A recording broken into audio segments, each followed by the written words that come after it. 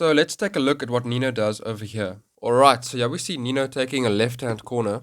If I'm not mistaken, this is at a trail called G-Spot in South Africa.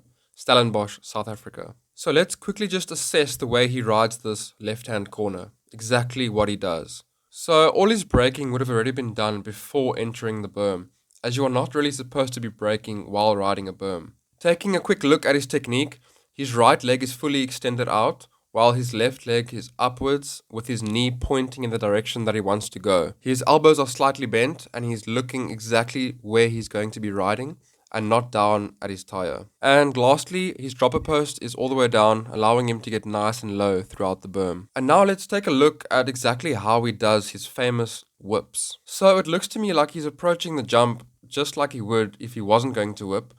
But I suppose every jump is different, but usually when you are going to throw a whip, you kind of carve the jump. But yeah, as I said, every jump and every whip is different. And you guys can see that he's taking his right leg and forcing it against the cranks to get the back wheel out to the left-hand side, while he's straightening his right arm to get the front end of his bike going out sideways to the right-hand side.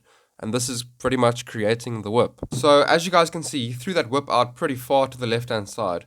But he is landing in an angle, so this does help a lot for when trying to bring your whip back 100% straight, because sometimes you can't help but land skew, and this can throw you off and make you fall, and even damage your bike. So it is good to maybe land at an angle, if the trail allows you to, or just try and bring your whip back as straight as possible. And then over here we have Nino doing a whip to the right, but in this trail situation he has to bring his bike all the way back straight after doing the whip. Otherwise, he will fall or damage his bike because this trail is not allowing him to land at an angle.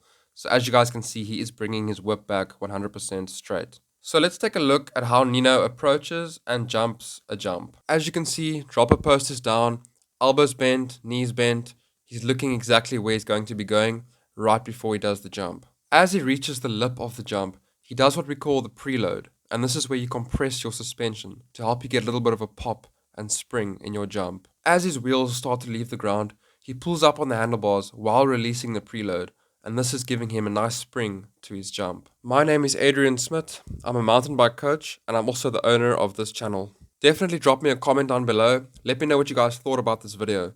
Should I make more of these? Anyways, I'll leave that up to you guys. Only medicine, yeah. Everything I do, I'm just being genuine. Yeah, I'm sick of being screwed. Feel my own adrenaline. Yeah, I do just what I do, and I hope you let me in, yeah.